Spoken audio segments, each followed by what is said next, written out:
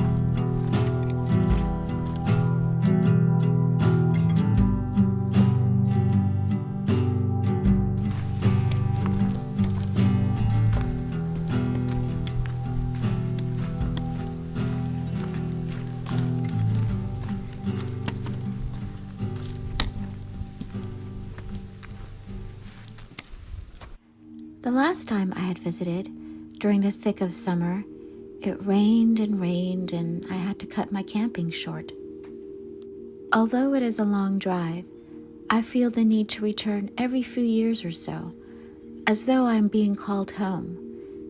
And it feels like home because of the familiar redwoods, so much more prolific here. One could easily imagine this forest looking much like it did hundreds of years ago.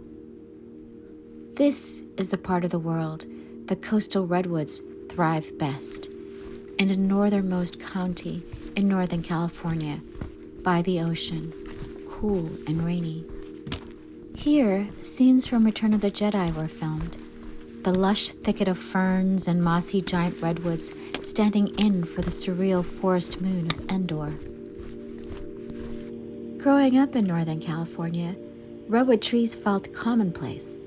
There's one growing a few steps outside my front door in a small grove I walk through 10 minutes from my house. But they are not, in fact, commonplace. I've hiked through foresty states like Oregon and Washington and have caught myself comparing their trees with mine. Standing next to these ancient beings feels spiritual. Hundreds of years old, some over 1,000. They were here long before me and my ancestors, and hopefully, they'll be here long after I and my kin are no more. Because they are so tall, the tallest living beings on Earth, and their needles and greenery are so far up above the ground, redwoods take their lion's share of sunlight and store that energy for hundreds of years if need be. In the span of time a human is born, lives and dies of old age, a youngling redwood would still be in its infancy. Yet, I feel such an affinity for them. Redwood trees have thick bark full of tannins, which make them fire-resistant, although not fireproof. And fire they need for new life. Fire enables their tough cones to release seeds. It is fire which clears the densely covered ground of dead matter to let seedlings grow. Fire that sparks buds which may have lain dormant for centuries to suddenly sprout to life. Walking among them heartens me, for each mighty redwood tree that stands today is a phoenix that was born from a fire. And during its long life, a redwood tree can live through numerous fires, which might only scorch its lower trunk black, but not actually kill it.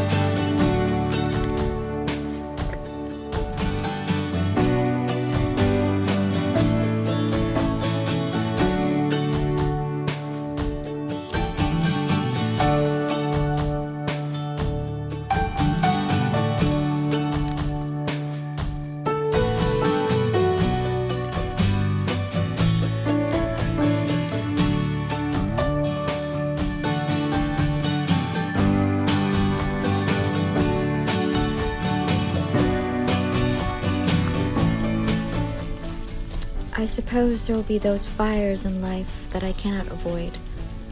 I'm not sure I have the protective bark needed to survive the ravages of wild flames. I like to think that I have it in me to emerge damaged but not destroyed. And more, for a long ago seed buried deep to awaken and flourish in scorched ground.